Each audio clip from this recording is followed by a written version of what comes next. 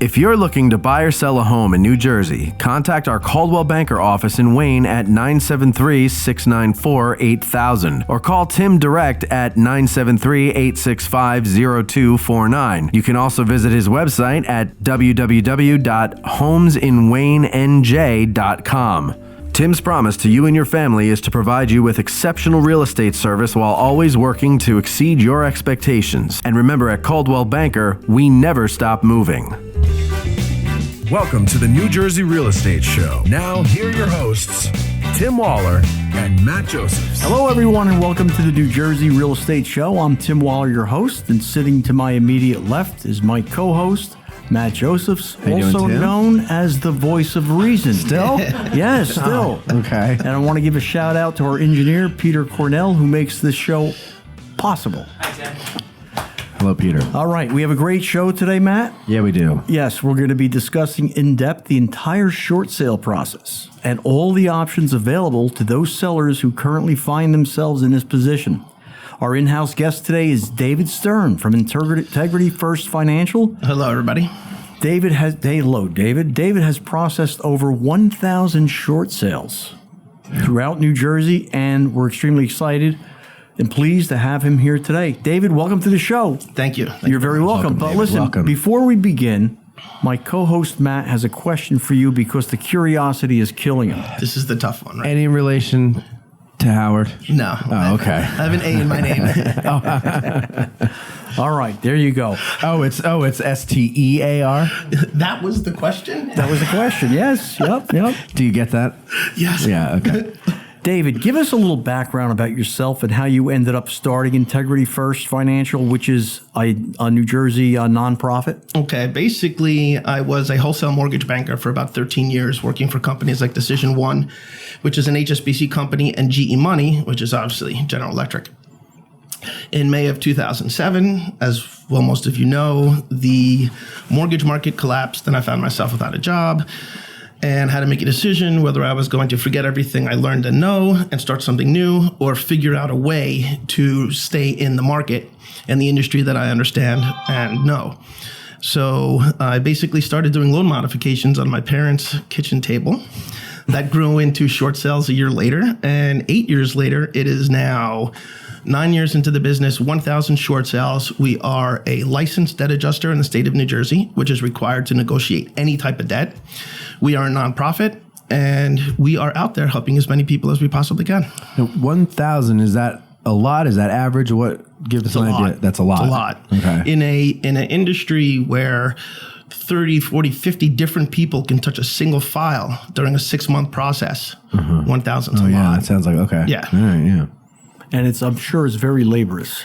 Yes, it's very intensive, but well, it's fun. This is important because there's a lot of people in trouble. And as we said before, sometimes bad things happen to good people through no fault of their own. People have to know that, though. They Correct. have to understand that when they're willing to accept the fact that they might be in trouble, just be honest, straightforward, because we're here to help. People are ready to help you. That's correct. So all you people out there who may be in this situation, pay attention because it's very important, the information we're going to cover.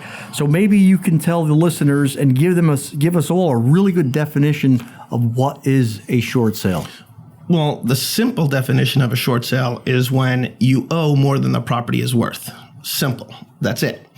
Other things come into the factor, but basically that is what a short sale. If you're going to ask about the short sale process, that's a different story. We're going to definitely ask about the short sale process. So, Absolutely. I mean, it's a basic answer in this. So basically, a short sale is selling the property short. Yes, okay. Lower than, and the it short has nothing is to do with the deficiency. length of time. God, no. Okay. How difficult would it be for the average homeowner to try to navigate through the short sale process on their own without having any help from a professional such as yourself? Every individual that I have encountered that tried to do it themselves became my client. They could not do it. Absolutely, positively could not do it.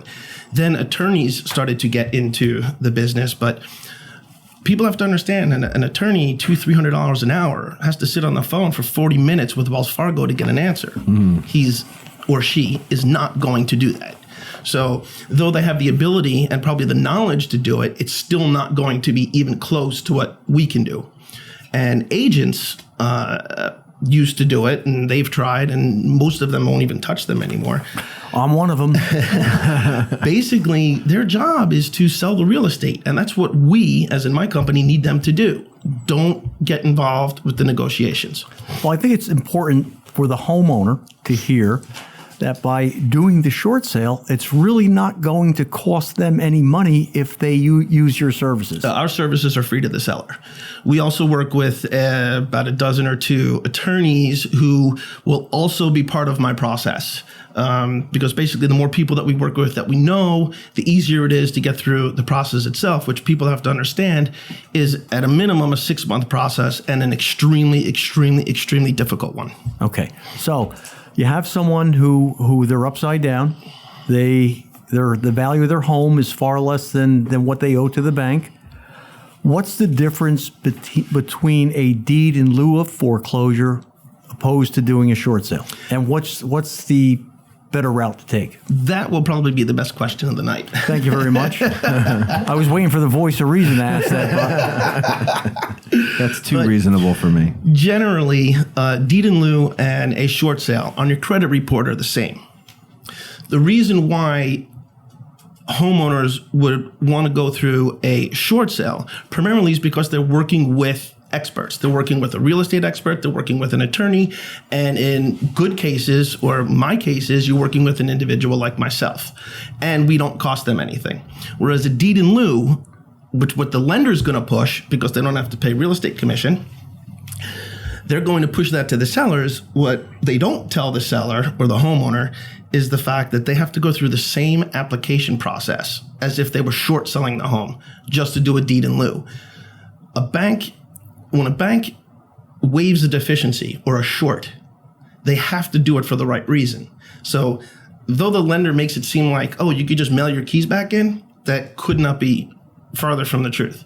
You have to do the same application. It has to be shown that you have a hardship. You have to show, negative cash flow, all the things, but you're doing it by yourself. And in that instance, if somebody would ask me to help them with a deed in lieu, we would have to charge because that's the only way to make the money, and it's the only way that you can get professional help. So the lender wants you to go deed in lieu, and we say absolutely not. It's crazy.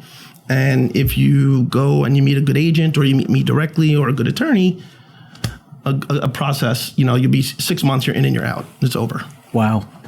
And what happens in a case where there may be 2 mortgages on the property? You have to negotiate with both the first and second lien holder? Okay, there's 3 parts. The first part is it depends. Let's again use Wells. If it's a Wells first and a Wells second, sometimes they will process one application together. But once it becomes a home equity line, now you're talking about different departments in different parts of the country. They would be more lenient because it's a Wells to Wells, but it's still like working with 2 different companies. You have to negotiate with 2 different companies. But seconds, they don't really hold much weight anyway. It only becomes difficult when you have a second mortgage if you're in collection. And a lot of people, my Wells Fargo went to NRC. They're not a mortgage company. They're a collection agency, and their job is to get as much money as they possibly can on the dime. So we have $40,000 second mortgages with NRC, and they want $20,000. Wow. And lenders are only giving 6. Now, are there instances where the lender or the lien holder will ask for skin in the game from the owner? What I would want to tell any homeowner, if it is not your primary residence, don't think you're going to be treated as if it was your primary residence. So the individual that has 5 houses and needs to sell one of them because they can't get it rented or the rent isn't covering the mortgage, they're most likely to, yes, require skin in the game. Just an example, we just had Fannie Mae, which basically asks almost on every file, first or second, for some type of skin in the game. They gave us an $86,000 note with a payment over $500 a month to somebody who's doing a short sale, who has no money. So we got that down to $1,000 contribution. That's all they had to pay. Phenomenal. Wiped out the note, everything. That's great. Now, let me ask you a question. If you're dealing other than a conventional FHA, VA, is that handled differently? all loans are handled differently. And I'd say that's the biggest problem with the industry, is that there's no consistency whatsoever. The only consistency you do see is when Fannie Mae puts out a guideline, every lender has to follow the guideline. Where we get lost is that they interpret it differently. So I have 3 guys at the same bank interpreting the same guideline, which should be consistent. It's not. And then, so Fannie Mae has rules, Freddie Mac has rules, FHA has rules. They're all different. And something we touched on before is that they change every month. And I mean every single month. So you have to be on top of that. All the time. There you go into the attorney that might do it a couple times a month, or an agent who might want to try to negotiate. They might be really good at it, but they might not know FHA doesn't do short sales if you're 30 months delinquent now. Okay. So they go through the application process, they put it in, you go to get your servicer. They don't know that until the file gets to FHA through, let's say again, Wells Fargo. So you just wasted 3 months of your time. Well, let's take a scenario. Matt, I hate to do this because I'm always picking on you, and I really apologize. No problem. But Matt's upside down. He bought his house back in 2007 for $500. He owes $490. He can only get $380. I, as the realtor, go there and say, look, Matt, here's your options. You can do the deed in lieu of foreclosure, or you can do the short sale. The short sale is probably the better way to go, because I have a professional that's going to handle that. It's going to cost you absolutely nothing. So what I do is I tell them to aggressively price it, because you can correct me, David, if I'm wrong. They will not start negotiating at short sale unless there's a contract on that property, correct? Correct. Okay. So we list his home. Week into it, we get an offer. I submit it to your company. You start the process. They assign what? As in, who's they? The lender. The lender assigns a caseworker? Or? That's where we go into the 30 to 40 different people can touch a single file at a lender, because it'll start with the processor. On Monday, your processor is John. You call John on Wednesday to make sure that everything is there, and he moved apartments. So they'll tell you they're assigning a negotiator, but there could be 5 negotiators. They'll tell you they're assigning a processor, but there could be 5 processors. Evaluation departments we're not even allowed to speak to. We have to go through the real estate agent or the appraiser that did it, and we have to fight value and dispute it that way. So where we get into short sales, and I was explaining before, the process could be absolutely incredibly difficult. It's primarily because you'll never speak to the same person at the bank twice, ever. And you have to know how to get through the garbage until you get that negotiator, the actual person who's going to underwrite the file. And why do you think that is? Don't you think that if there was more continuity, things would go much smoother? We go back to the guidelines. It's just, I think that there's so much business, and it's not the bank's primary business to do short sales. So it's not that they don't care. It's that when they see somebody who's good and they have an opening in equities, that guy's gone. And it happens all the time. So we've just become numb to it. It's like, I don't care if I speak to Joe again or John again or Kathy. It doesn't matter. The fact is, the file itself has a life. Right. And you've got to make the bank see the problem and give the deficiency. I got a $100,000 question for you. We were successful on Matt's short sale. Yes. So he got out from underneath. The bank absorbed about $140,000. Will the bank 1099 him? Yes. 1099s go out. But wait, there's good. Oh, okay. If it's your primary residence, you have the Mortgage Forgiveness Debt Relief Act of 2007, which basically negates any income from a short. Okay. And it was passed through 2016. It became a political Football? Yeah, basically, because it used to be passed, like the Mortgage Forgiveness Debt Relief of 2007 wasn't changed until 2010. Now it's 2011, 2012, because it's used at December 31st of every year. All these people are in trouble, and you have $190,000 in tax debt. That bill better pass. So you're going to vote for the guy that wants the bill to pass. So it's a loaded question, because you could also use insolvency. If you have a good accountant, they should be able to write off all, if not 99% of it, just by using insolvency. Okay. All right, that's very interesting, and I'm glad that we brought that to light, because I know people that I speak to, sellers, that's their big concern, that they may have to pay taxes on that deficiency. But I just got word from our engineer, Peter Cornell. We've reached the midpoint of our episode, and the New Jersey Real Estate Show will return after hearing from our sponsors.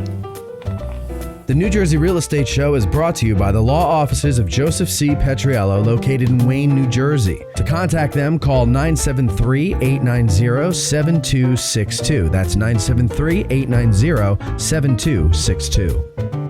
Are you purchasing or refinancing a home? Do you need a free same-day pre-approval? Then call Dean Scaduto from Coldwell Banker Home Loans at 201-322-3456. That's 201-322-3456. Are you an expert in your field? Do you want your voice to be heard? Maybe you have a great idea for a show but don't know how to do it. Well, we can make it happen. Email the New Jersey Podcast Guys at njpodcastguys@gmail.com.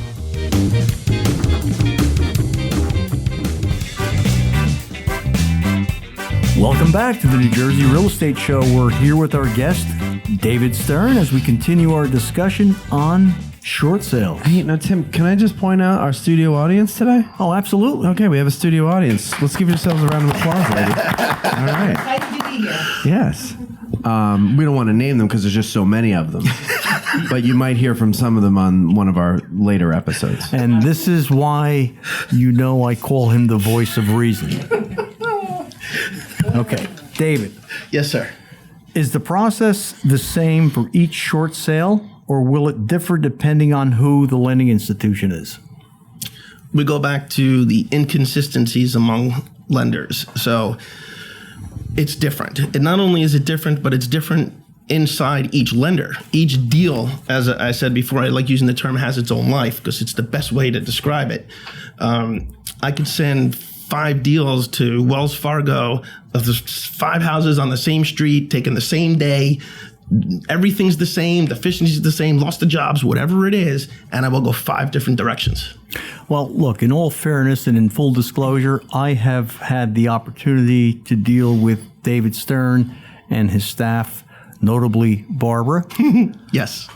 Barbara's a pit bull. She gets the job done. And out of all the short sales that we've done, we're batting 1,000%. Yeah, and we've run into some serious problems. And we haven't missed. So I'm giving him my vote of confidence. Anyone out there listening that needs help, he's the go-to guy.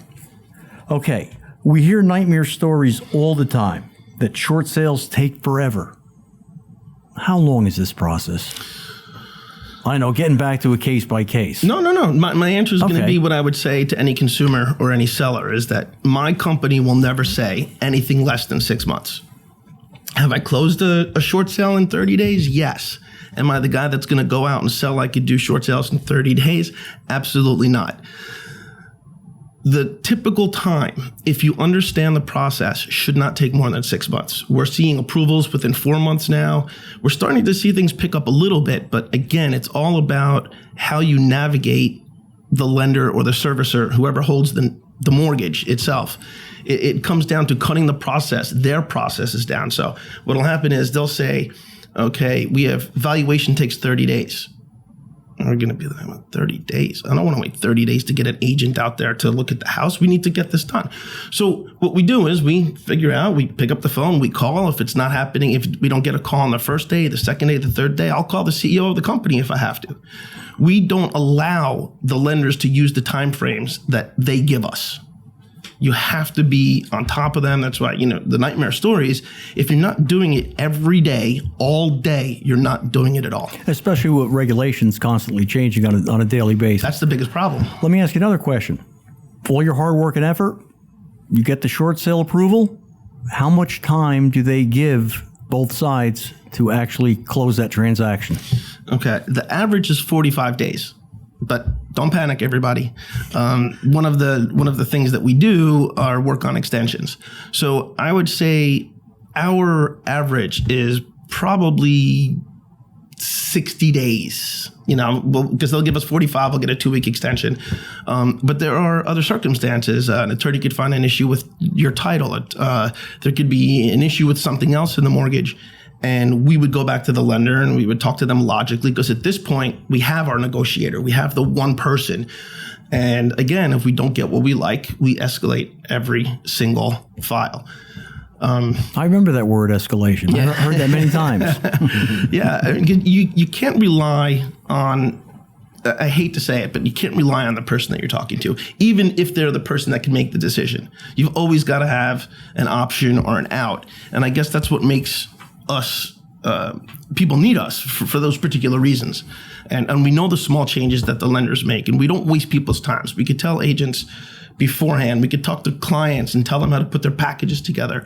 It's just a matter of, I love to say, knowledge and expertise and experience. So an owner can call you and say, David, here's my scenario, and give you all the facts. You know which questions to ask, and then you can pretty much tell them with certainty, we have a pretty good shot at making this happen. 5 minutes.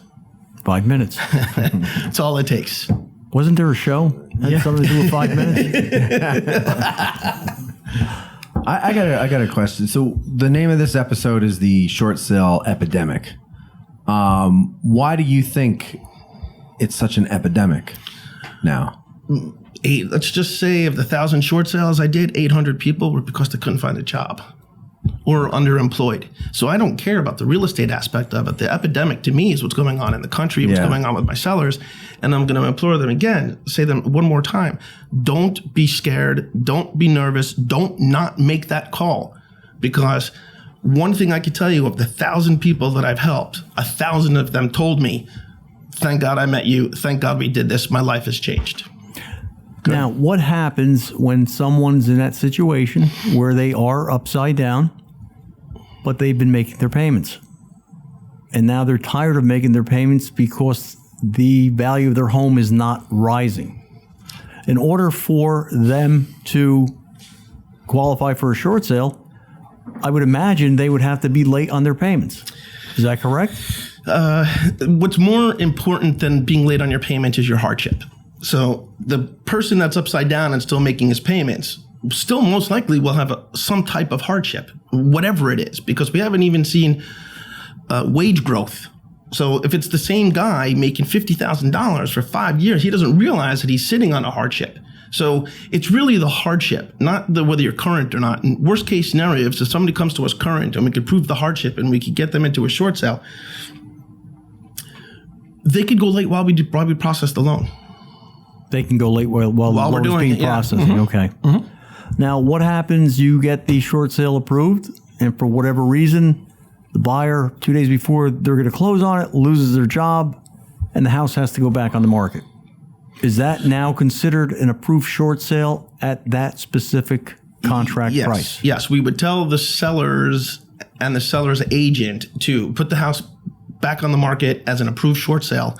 This way, you're going to gain all of the buyers that were running away from short sales because it's already approved. They don't have to go through the process. Some instances, the lender will make us start over, but the second review is always faster and it's always easier than the initial review. So it's not a fear. If it happens on more deals than people think. And will they send another appraiser out? It depends on how long.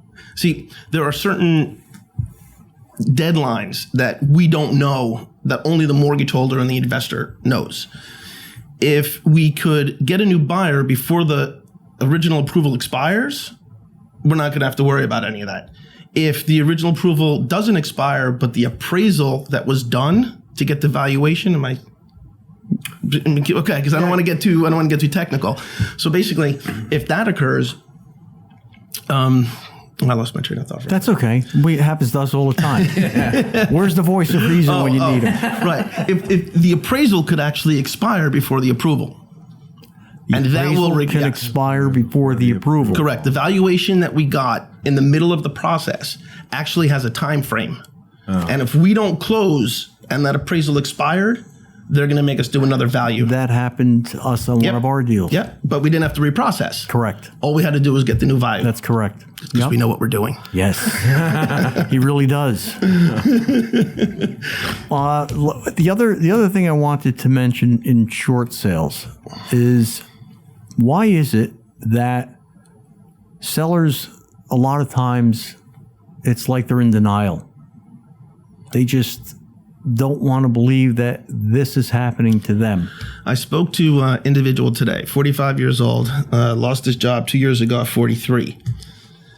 He was one of those individuals who had a very specific job in an industry that doesn't exist anymore because of Obamacare. So his wife is working. He's got 2 kids. He called me. He was at the park with his children. He's trying to enjoy whatever he can. And he says to me, I'm a man. This is not what a man does. I'm a provider. I'm not like this. So it becomes psychological. Yeah. And the thing that's really good with us, my company, my staff, so we've seen everything. There isn't anything we haven't seen. So when people come to us with these different issues, we get very personal, because once you're personal, you get them to open up. So, why they're in denial? Primarily because it's usually the man, and he's the breadwinner, and he's no longer the breadwinner. And especially if you have children, you just feel that sense of hopelessness. This guy's and begging there's for a job. No place to turn. He's begging. Yeah. Begging. Nothing. It's not easy out there. No. It's really not. It's been very, very difficult for a lot of people. I believe, in my own professional opinion, that downturn in real estate was probably the largest one ever. And a lot of people were affected. And it could happen again. it's still feeling the effects. Well, we're feeling the effects because of wages, period. Yeah. Wages aren't growing and people losing their jobs. And when they are getting their jobs again, they're underemployed. So there's no cash flow. And what is a mortgage? Even though rates are historically low. Right. And that's the biggest thing right there. People have to look at the fact that fuel is the cheapest it's ever been. Gas to fill up your car, which is the number one expense for most people to get to their jobs, travel. And number 2, mortgage rates are at 3.75 on a 30-year fixed. And I shouldn't say nobody's buying, but only in certain sectors. But lending is slow. I have friends in the lending business, and they're not blowing doors off. And things have to be priced right. Yeah, it's constantly recurring. It's just it's not getting any better. Right. And values have gone up somewhat in certain areas. It's spotty. At certain prices. Certain price points are important. Absolutely. But David, we really, really enjoyed having you on the show. Thank you. Like being here. And your knowledge and expertise when it comes to the short sales is noteworthy. Thank you. As they say in the military, that's the highest compliment one can receive. Is a compliment. Does the voice of reason want to add anything to that? No, I found it was very interesting, and I'm always fascinated by short sale discussions, and I still don't understand it, but I'm glad there are people like you out there that do, because nobody understands it. So the wealth of information that you shared with our listeners today was extremely exciting, informative, and helpful, to say the least. Thanks again, David, for sharing and coming on the show. If our listeners have any more questions regarding the short sale process, what's the easiest way for them to contact you or your company? The easiest way is to call us. We like to speak to our clients, and the phone number is 732-662-9780. Again, that's 732-662-9780, and most likely you will speak to me directly. Okay, you have an email you want to? Yes, I could be emailed directly, which is david@integrityfirst, spelled out FIRST, online.com, and then leads me to my website, which is integrityfirstonline.com. You want to give them your Facebook page too? Your social security number? Well, listen, please make sure you tune in next week as we discuss a very hot topic, which is related to the art of home staging. Oh. Did you know that professionally staging your home can potentially cause a home to sell quicker and for more money? Next week, our in-house guest for this episode will be Angela Gakoff, the owner of New Jersey Home Decorating and Staging. Thank you for listening, and stay safe.